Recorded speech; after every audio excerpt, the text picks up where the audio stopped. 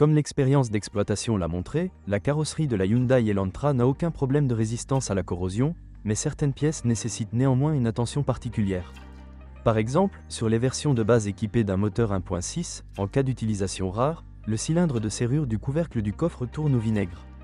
De plus, au fil du temps, sur toutes les Elantra, la peinture sur la partie avant des passages d'aile arrière s'écaille, donc afin d'éviter des problèmes, les propriétaires expérimentés conseillent de coller un film protecteur sur ces parties de la carrosserie. Comme la plupart des modèles modernes, la Hyundai Elantra n'a pas de moulure latérale. De ce fait, ses côtés sont souvent rayés par des voisins négligents dans le parking. En raison de la partie arrière basse de la ligne de toit, il faut s'habituer à monter dans la voiture. Les passagers montent souvent dans la voiture et se bourrent de cônes. Une autre caractéristique spécifique de cette forme de carrosserie est que la hauteur sous plafond est faible, même pour les personnes de petite taille. Les plus courants sont les moteurs à essence de 1,6 et 1,8 litres. Comme l'a montré la pratique, en général, les deux moteurs se sont révélés assez fiables. Les bobines d'allumage et le système exclusif de calage des soupapes fonctionnent également sans problème, et la courroie de distribution est équipée d'une chaîne métallique durable pour augmenter la fiabilité.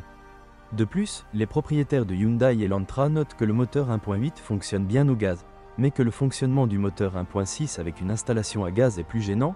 Le fait est que tous les 40 000 km, il est nécessaire de vérifier et, si nécessaire, d'ajuster les jeux thermiques des soupapes, cela servira de signal.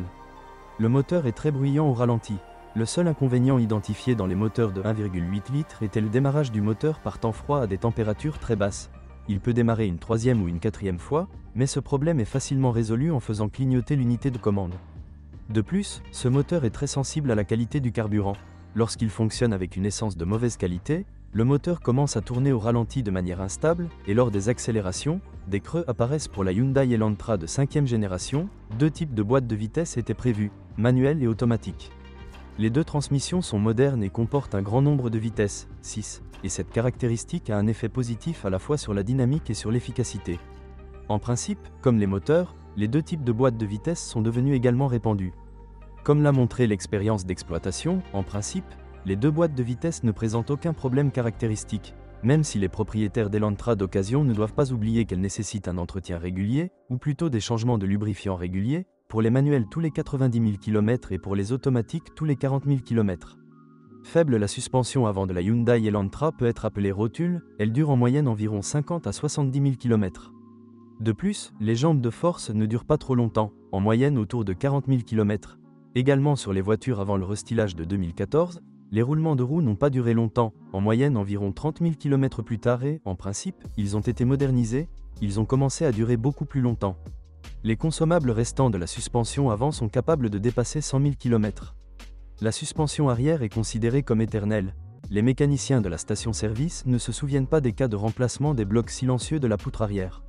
Mais il y a encore un point faible dans la suspension arrière, les ressorts d'amortisseurs. Lorsque 3 passagers adultes sont assis à l'arrière, la suspension casse souvent lors de la conduite sur des surfaces inégales.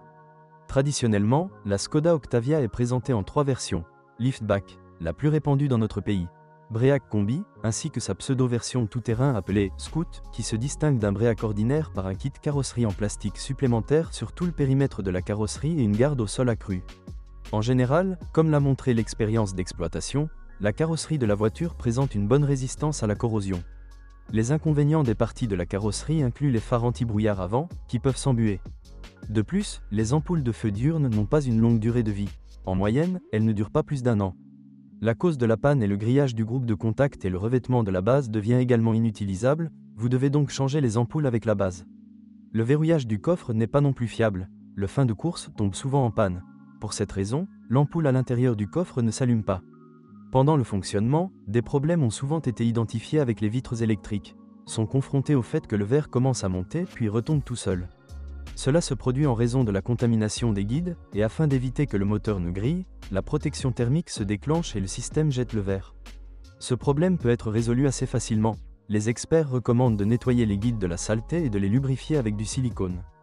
Les propriétaires de Skoda Octavia A5 critiquent assez souvent le système de climatisation intérieure, ou plutôt son compresseur, qui s'est avéré très peu fiable.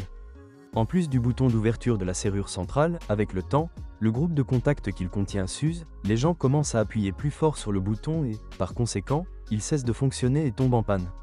La gamme de moteurs destinée à la Skoda Octavia de 2e génération. l'A5 a été sensiblement mise à jour, notamment les moteurs à essence. Dans cette version, ils ont commencé à utiliser de nouveaux moteurs de la famille TSI, avec turbocompresseur et système d'injection directe de carburant, d'un volume de 1,2, 1,4 et 1,8 litres. Ce dernier moteur a remplacé le FSI de 2 litres familier du version pré-restylée, mais les deux premières étaient destinées uniquement aux marchés européens et sont rares. La version diesel avait un nouveau moteur de 1,6 litres, mais les voitures équipées d'un tel moteur ne nous ont pas été officiellement livrées. Le reste des groupes motopropulseurs installés sur cette voiture sont bien connus de la version pré-restylée de l'Octavia. Comme l'expérience d'exploitation l'a montré, le moteur TSI de 1,8 litres pose le plus de problèmes. Les propriétaires décrivent souvent dans leurs critiques le problème de l'augmentation de la consommation d'huile. Par exemple, en utilisation active, la consommation peut être comprise entre 500 et 800 grammes par millier de kilomètres. De plus, si vous conduisez avec un niveau d'huile bas, le tendeur de chaîne hydraulique peut tomber en panne, ce qui peut faire glisser la chaîne sur les engrenages du vilebrequin, ce qui entraînera une rencontre fatale des soupapes avec les pistons. Les propriétaires de Skoda Octavia A5 équipés de ce type de moteur constatent souvent des problèmes avec la pompe, perte d'étanchéité et augmentation du bruit. Les électrovannes de commande de la turbine et la pompe à carburant haute pression tombent également souvent en panne. Dans le même temps, il convient de noter que le constructeur était au courant de ce problème et a modernisé ce moteur au milieu de l'année 2010, en éliminant tous les points faibles. Il est donc recommandé de choisir des versions produites à partir du second semestre 2010. Le choix des boîtes de vitesse conçues pour la Skoda Octavia A5 est assez diversifié. La voiture est disponible avec une transmission manuelle à 5 et 6 vitesses, une transmission automatique à 6 vitesses et un robot DSG. Comme le montre l'expérience d'exploitation, la transmission robotisée pose le plus de problèmes, qui se manifestent par des à-coups caractéristiques lors du passage de la première à la deuxième vitesse et de l'engagement de la marche arrière.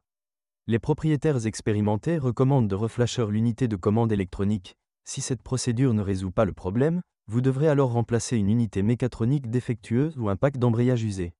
Les transmissions mécaniques et automatiques fonctionnent sans plainte particulière. Bonjour les amis, vous cherchez une voiture d'occasion? Vous devez prêter attention au site web carm.pro. Carm.pro est grand catalogue de voitures, moteurs, boîtes de vitesse. Et le meilleur, c'est que vous pouvez trouver des informations sur les pannes de n'importe quelle pièce. Complètement gratuit. Allez sur le site web carm.pro et découvrez tous les éventuels points faibles des voitures d'occasion.